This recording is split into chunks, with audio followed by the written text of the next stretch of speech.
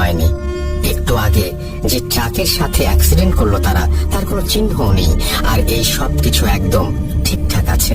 একটু পর নিজেকে স্বাভাবিক অবস্থায় ফিরিয়ে এনে একটু ভয়ে ভয়ে চালক আবার গাড়ি চালাতে শুরু করলেন। আবারও একটু দূরে এসে তিনি খেয়াল করলেন আবারও সেই ছেলেটি রাস্তার পাশে বসে তার দিকে তাকিয়ে আছে আর একটানা কান্না করেই চলেছে। ছেলেটির দিকে তাকাতেই তারা আবার আগের মতো করে অ্যাক্সিডেন্ট করলো। আবার কয়েক মুহূর্তের জন্য জ্ঞান হারানোর পর জ্ঞান ফিরে দেখেন সবকিছু ঠিক এবং স্বাভাবিক। এবার চালক হেল্পার প্রচন্ড রকমের ভয় পেয়ে যান। গাড়ির চালক আস্তে আস্তে গাড়ি চালানো শুরু করেন।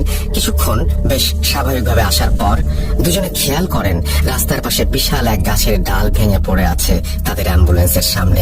এটা দেখে দুজনেই অ্যাম্বুলেন্স থেকে নেমে দৌড় দেয় সামনের দিকে।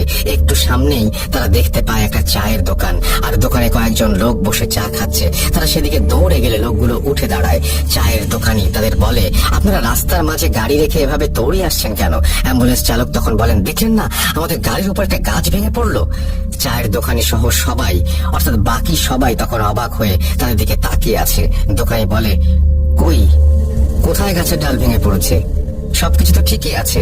আমি দেখলাম আপনারা গাড়ি থেকে নেমে আসছেন, হঠাৎ কি হলো আপনি মাঝ রাস্তায় গাড়ি হার্ড ব্রেক করলেন, তারপর দুজন গাড়ি থেকে নেমে সোজা আমাদের দিকে দৌড় দিয়ে আসলেন। এই কথা শুনে চালক এবং হেল্পার দুজনেই পেছনের দিকে তাকিয়ে কোথাও কোনো গাছের ডালের চিহ্ন দেখতে পেল না। ফাঁকা রাস্তার মাঝে তাদের গাড়ি দাঁড় করানো। তারা বাকি রাতটা ভয়ে ভয়ে এই চায়ের দোকানেই কাটিয়ে সকালে চলে গেল।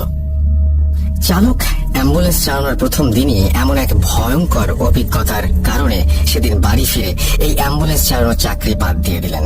কিন্তু ঘটনা যেন তখনও তার পিছু ছাড়ছে না।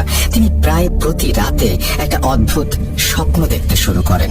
তিনি স্বপ্নে দেখেন একজন 50 ব্যক্তি তার কাছে এসে সেদিন রাতে গাড়ি থামিয়ে সেই মহিলাকে গাড়িতে তোলার ব্যাপারে খুব রাগান্বিত হয়ে অভিযোগ জানাচ্ছেন।